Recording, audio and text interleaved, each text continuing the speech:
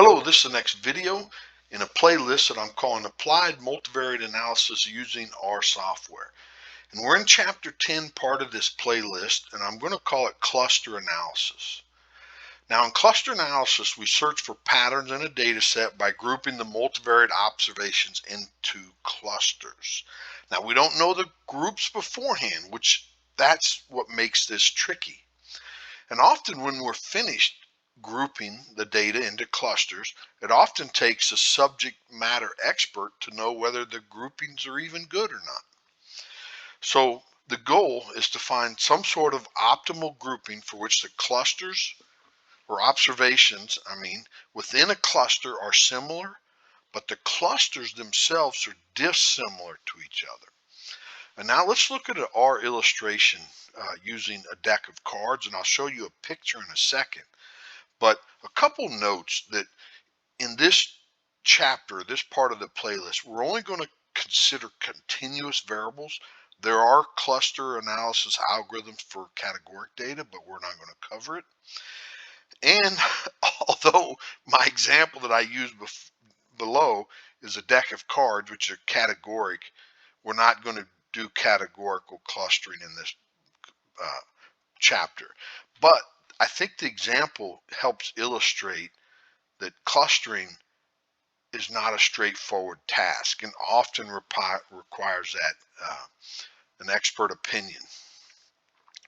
So here are the four illustrations or six illustrations of clustering or sorting a deck of cards into clusters, right? We could just cluster them by individual cards. So Jack of Spades, Ace of Spades, they all get their own little cluster because they are different cards, right? So that would be one clustering. But we could say, you know what? Let's cluster them by suit. Cluster all the spades together, the clubs, the diamonds, the hearts, and that would be one approach. That'd be good. We could cluster them based on black and red suits. You know, spades and clubs are black, those get clustered, or the red. We could cluster them on like face cards. You know, all the aces together, all the kings, all the queens. You know, or if we're playing the game of hearts, we might cluster all the hearts plus the queen of spades, because those are the points against you in this game. And that would make sense in this setting. If we were playing a game of bridge, the clustering on the major and minor suits would be another approach. And so the point is, these are six different ways to cluster the same set of cards, and they all make sense. And so it really depends what setting you're in or what the experts say. And so anyway, that was just a quick illustration. Now, to measure clusters, you know, we're going to create what's called measures of similarity and measures of dissimilarity. They're two different concepts, but the data are given as a data matrix, capital Y, and each row is an observation. So there's n rows because there's n observations, but each row is a p-dimensional vector. We're collecting p different pieces of information on an observation. And generally, we want to cluster the n observations. Now, there are other situations where we may want to cluster variables, but we're not covered in this playlist. Now, a dissimilarity measure is a new numerical measure of how different two observations are.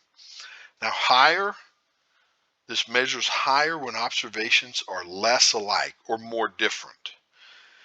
The minimum dissimilarity is often 0, while the upper limit varies depending upon how much variance we have in the data. Some would recommend centering and scaling the data prior to calculating. Not always recommended, but some do recommend it. So a similar concept is the similarity measure. Now, dissimilarity measure, high numbers mean they're dissimilar, they're more different. Where a similarity measure, high numbers mean they're more similar. So it's a numerical measure of how alike two data observations are. Higher when observations are more alike. Now, usually they create something that falls in the range of 0 to 1. 1 meaning they're very similar, and 0 meaning they're not similar at all. And it's just two different ways to measure, how we group observations into clusters. Uh, we're not going to cover the similarity measure in this chapter. We may later on if enough people want it, but we're not.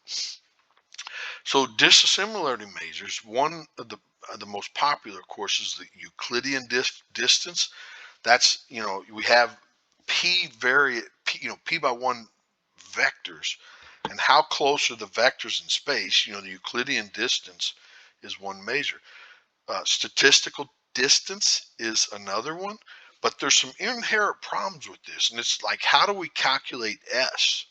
The variance covariance matrix. Do we use all the data, or once we start creating clusters, do we calculate the S within each cluster, or maybe we pool the estimates of S across all clusters? And I think because of that difficulty in how to calculate it, it's just not used much, hardly at all. Now, the Minkowski metric. Now, metric is a math term that requires, I think it's 3 properties, that it's greater than or equal to 0, and it's only 0 when you're measuring the distance between itself. That, the distance from A to B is the same as B to A, and the other one is that the triangle inequality holds. And so technically Euclidean distance is a metric in the math sense. So the Minkowski metric, written like this, it's actually a generalization of the Euclidean distance and something called the taxicab distance. And so we'll look at a few of them, but pretty much we're always going to use the Euclidean distance in this, just showing you that there's a whole pot full of different ways to measure dissimilarities. Now, these are dissimilarities. Did I say that? Yeah, because high numbers mean they're dissimilar. They're more different. So let's do an illustration of the dist function in R. It's a distance matrix. So we're going to go to this FTP site and look at city crime data. It's Hartigan in 1975 compared the crime rates per 100,000. Oh, there should be an extra 0 in there. For various cities, they recorded rape, murder, rape, robbery, assault, burglary, larceny, and auto theft. And we're going to do a cluster analysis on this data. So we read in the data. There's no header row, so we give it names, and for it we set the row names to the city, and that actually then it automatically generates nice pretty labels. But then we remove this column of city because city is not a continuous variable, so we're not going to look at it. So when we print the data, it's here, and so these are the different cities, and I'm going to point out here Atlanta's observation 1, 2, 3, 4, 5, 6, 7, 8, 9, 10, 11, 12, 13, 14, 15. Tucson is 15, Washington 16, and we just have different measures here. Now the dist, now I use the round function because otherwise it keeps and prints like all the decimals, and it really wouldn't fit on the page very well, so I rounded them. But we look at the distance of the first 10 observations using the Euclidean distance, and this is it. Now you have to get out of your mind of the distance in terms of like miles, right? The distance from Atlanta to Boston. That's not it. We have a 6-dimensional vector, or is it 7?